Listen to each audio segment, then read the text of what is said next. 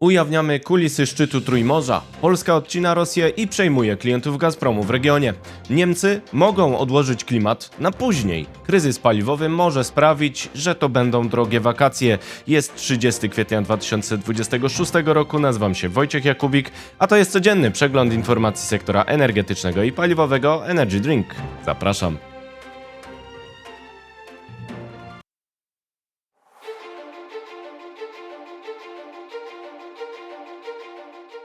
Partnerem kanału Energy Drink jest Orlen. Zaczynamy jak zawsze od informacji dnia. Detronizacja Gazpromu przez Polskę za kulisami szczytu Trójmorza. Za kulisami szczytu Trójmorza Polacy robili grunt pod wykluczenie Gazpromu z rynku gazu na stałe i budowę giełdy, która będzie punktem odniesienia dla całego regionu. Podczas szczytu Trójmorza w Dubrowniku doszło do rozmów polsko-amerykańskich o budowie hubu gazowego w Polsce. Ministerstwo Energii promuje zwołanie szczytu PITEK w Warszawie, by przekonać ostatnich klientów Gazpromu do dostaw przez polską infrastrukturę. Większe wykorzystanie infrastruktury gazowej w Polsce to niższe koszty jej utrzymania, a co za tym idzie, niższe opłaty przesyłowe. Wzrost dostaw nierosyjskich przez polski hub to realizacja celu maksymalizacji eksportu z USA oraz sposób na wykluczenie gazu z Rosji zgodnie z przepisami REPowerEU. Na szczycie w Dubrowniku rozmawiali minister energii RP Miłosz Motyka i sekretarz energii USA Chris Wright. Warto dodać, że kilka dni wcześniej w Rzeszowie premierzy Polski oraz Ukrainy rozmawiali m.in. o zacieśnieniu współpracy Orlen-Naftogaz. Przy okazji ministrowie rozmawiali także po raz kolejny o hubie jądrowym w Polsce. Współpraca ze Stanami Zjednoczonymi w tym obszarze ma dla Polski nie tylko wymiar technologiczny, ale również geopolityczny, wskazał minister Motyka. Nie jest jasne, czyją technologię zastosują Polacy w drugiej elektrowni jądrowej. Amerykański Westinghouse zapewni ją do pierwszej lokalizacji, choć rozmowy o umowie na budowę się przeciągają do końca 2026 roku. Tymczasem rozmowy gazowe dotyczyły także budowy autonomii indeksu Polskiej Giełdy Gazowej. Towarowa Giełda Energii chce, aby dostawy nierosyjskie przez Polskę oraz odpowiedni kształt rynku pozwoliły obniżyć cenę gazu tak, by stała się punktem odniesienia kontraktów w regionie. Celem przedstawicieli TGE na szczycie Trójmorza jest wzmacnianie przekazu na temat polskiego hubu gazowego, który może i powinien odgrywać ważną rolę w regionie, tłumaczy Piotr Listwoń, prezes TGE w komentarzu dla Energy Drink prosto z Dubrownika. Dla samej Polski będzie to ważne z perspektywy obniżania jednostkowego kosztu taryf przesyłowych oraz zwiększania konkurencji dostaw gazu do Polski w celu zwiększania konkurencji cenowej i budowania autonomicznego indeksu w regionie, dodaje Piotr Listwoń. Polska podbija także stawkę w rozmowach o nowych kontraktach. Od ponad roku trwają kontakty ze Słowacją, ale na celowniku są także Węgry, które mogą być zainteresowane po zmianie władzy w Budapeszcie.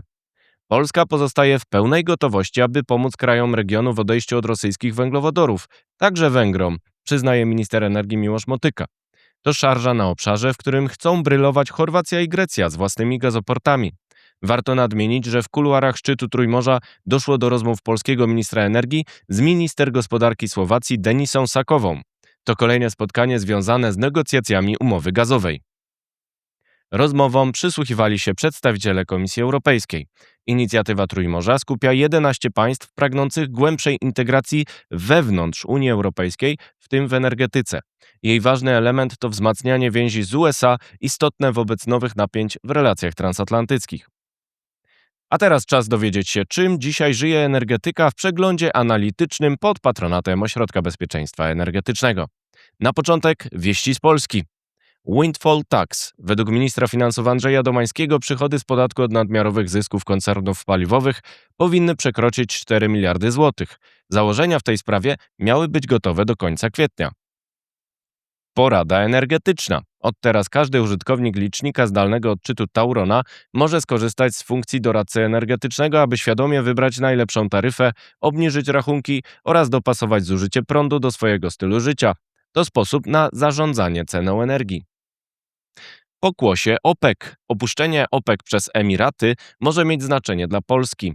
Rozbicie naftowe może poprzedzać spadek znaczenia Bliskiego Wschodu na rynku ropy, a więc także politycznego, jeżeli destrukcja popytu zniszczy trwale zapotrzebowanie na ropę, szczególnie w Unii czy Chinach aktywnie szukających zielonej alternatywy, a więcej na stronie energydrink.today. Jeszcze wieści z Europy. Kurs utrzymany. Nikt nie zmieni geografii. Rosja i Węgry pozostaną tam, gdzie są, powiedział Peter Madziar, lider zwycięskiej partii TISA. Rząd będzie kupował ropę i gaz najtaniej oraz najbezpieczniej jak się da, dodał. Węgry polegają na węglowodorach z Rosji, choć posiadają dostępną alternatywę. Transfer wiedzy. Estonia zaczerpnie z Ukrainy wiedzę na temat zarządzania systemem elektroenergetycznym w warunkach stanu wojennego. Ukrenergo przekaże je Ministerstwu Energii. Tallin obawia się agresji rosyjskiej i jest już celem działań hybrydowych Kremla. Luzowanie kryzysowe. Europa luzuje zasady pomocy publicznej tak, aby obniżyć koszty energii w kryzysie. Kraje członkowskie będą mogły subsydiować do 70% kosztów paliwa i nawozów w rolnictwie, rybołówstwie i transporcie. Przemysł może otrzymać większy upust cen energii. Wojna w Iranie zagraża rekordowymi cenami oraz miejscowymi niedoborami paliwa. Klimat na później. Bawaria chce opóźnić osiągnięcie neutralności klimatycznej z 2040 na 2045 rok.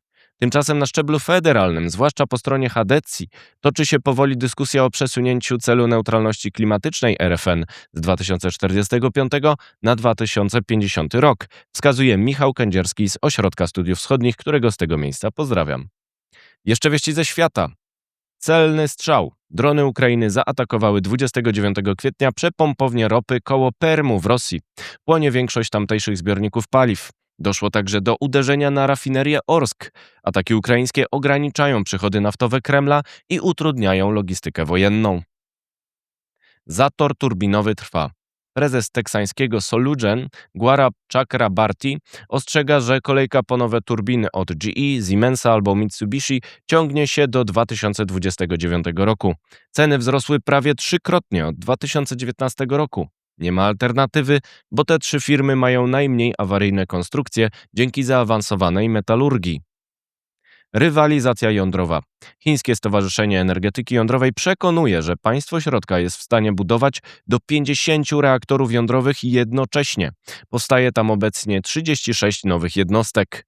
Chiny rzucają wyzwanie producentom z USA, którzy mają budować m.in. na Pomorzu. Drogie wakacje. Impas wokół cieśniny Ormus wchodzi w trzeci miesiąc. USA obejmują sankcjami rafinerie w Chinach importujące ropę z Iranu. Ropa Brent drożeje do $112 za baryłkę, zapowiadając dłuższy wpływ na rynek paliw przed wakacjami. To wszystko w materiałach przygotowanych dzisiaj. Następne już po majówce, ale jeszcze w tę sobotę Energy Week, czyli mój komentarz tygodnia o bezpieczeństwie energetycznym. I będzie jeszcze jedna mała niespodzianka w trakcie majówki, której proszę uważnie wypatrywać. Tymczasem to wszystko. Dziękuję Państwu bardzo. Do zobaczenia. Do usłyszenia.